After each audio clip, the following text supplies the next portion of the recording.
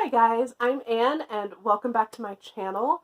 Today we're doing the middle grade book tag. This tag was originally created by Amanda over at the Curly Reader, and I was tagged by Chantel over, I think she just changed her channel name and now I can't remember what it is. But I'll link her down below. I will link both those videos below, so be sure and go check them out and give them some love. But yeah, let's just jump right into the questions. The first question is, what is the last middle grade book that you read?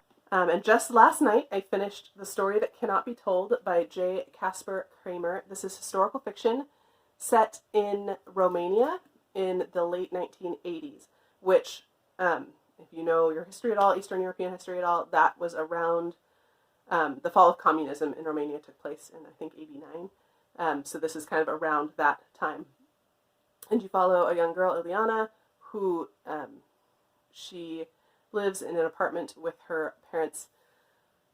Her uncle's missing, and he was a known dissenter, I guess. He was rebellious to the government, and published literature that would be considered anti-communist. So one day, Ileana is in her room and she discovers a bug, like a listening device, like electronic. And so her parents get concerned and they send her away to live with her grandparents in a little village. So you get a lot of just kind of the community and the village, and that was really fun. But also a lot of the political undercurrents, and as well as some Romanian kind of folk tales and fairy tales mixed in as well, and I really enjoyed that. I would recommend this. I thought it was really, really good. Question 2 is, what is a middle grade book someone read to you as a child? This list is pretty much endless because I was blessed that I grew up. My parents read to us a ton as kids. And so I'm not going to give you all the books. I can't even remember all the books they read to us.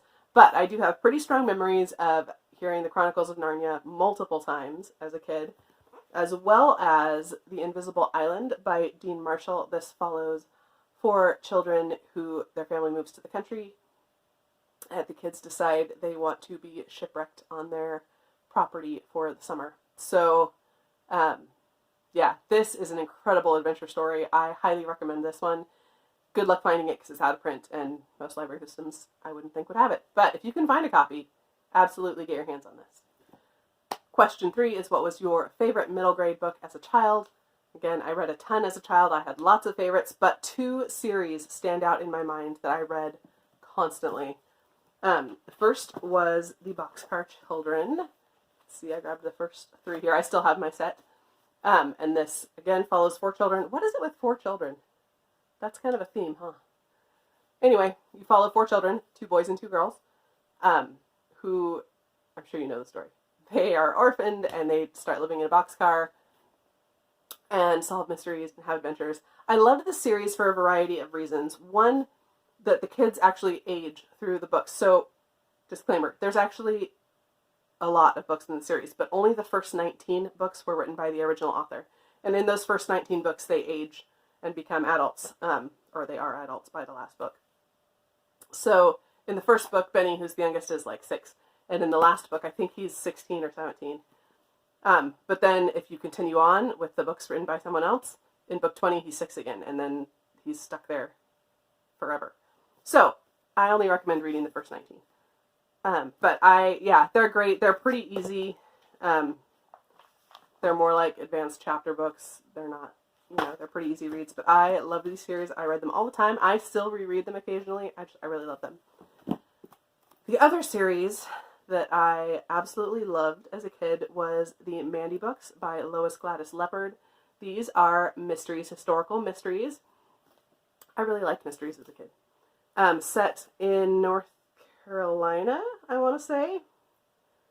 And Mandy is a young girl who, again, is an orphan, but kind of finds some family and ends up in, different situations. So in some of the books, she ends up at boarding school.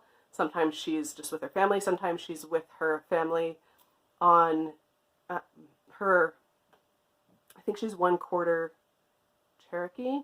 So sometimes she's staying with her Cherokee family.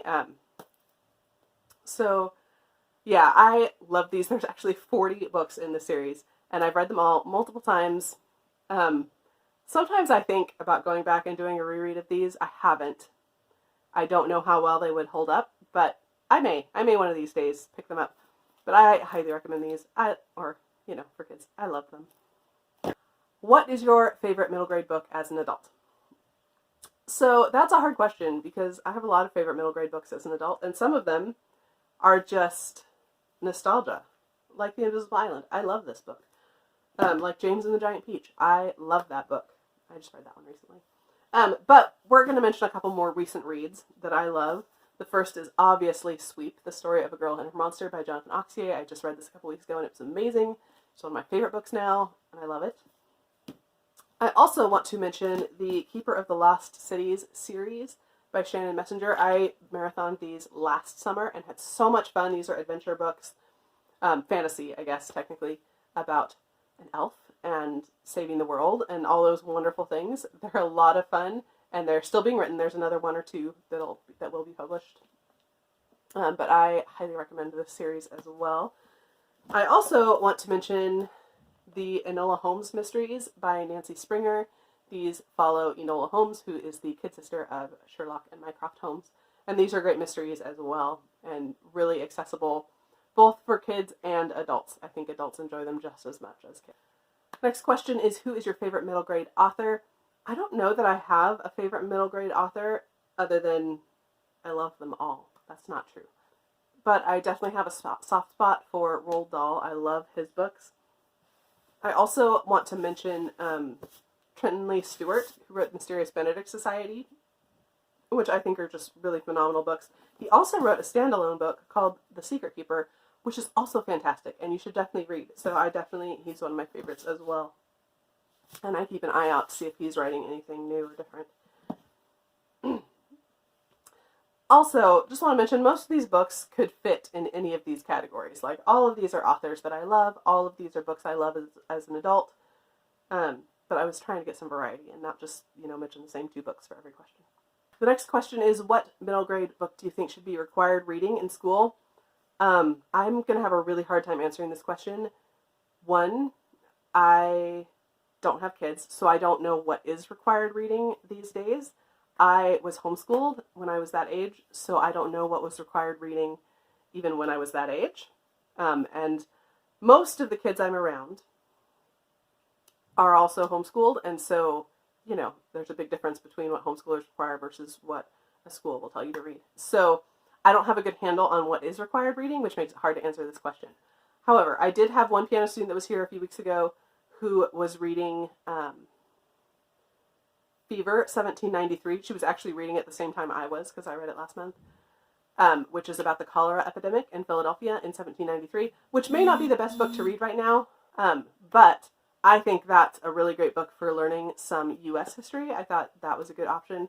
But I also, just a couple weeks ago, read Out of My Mind by Shannon Draper. This is about a girl with cerebral palsy, and it is written from her perspective. And I thought that would be a really good option. I know a lot of people have been mentioning Wonder by R.J. Palacio, and this kind of falls along those same lines. I just thought this was a really good perspective of someone being trapped in her body and what that feels like and how she is treated because of that, even though her brain is perfectly functional, but her body doesn't cooperate with what she wants. And, the way she's treated by the other kids, the things they say about her, or the comments they make, just assuming that she's not smart or that she can't hear them, or, I just thought that was a really good option. Okay, the next question is, what is your favorite middle grade cover? I am going to go with Tilly and the Book Wanderers, because, one, the cover is red, which is my favorite color, and I love red covers. But also, that's just adorable. And also, the naked hardback is also incredibly beautiful, and I love it. So I'm going with that as my number one favorite, but also honorable mentions to Tahara Mafi's Witchwood, because this is also gorgeous, also has red on the cover. Also, and I know this is kind of odd, and I have already mentioned this one once, but this first book in the Enola Holmes series, again, it's red, but I just love the red and the black cover. All of the books, hang on. So all of the books in this series have just a single color and black, and I love them all. I just think they're really, really pretty covers. And then the last question is, what is your favorite middle grade book to screen adaptation? I don't really have a good answer for this one because I don't watch a lot of movies, and I generally don't like book to screen adaptations. So I'm just going to go with the cop-out answer, which is Anne of Green Gables, like the 80s version with Megan Follows. I'm going to say that because generally I don't like book to screen adaptations. So we'll just go with that. So that is it. I hope you are enjoying your middle grade March and reading so much wonderful middle grade. I'm loving watching everyone's vlogs and wrap-ups, and it's been so much fun. So thank you for taking the time to watch mine.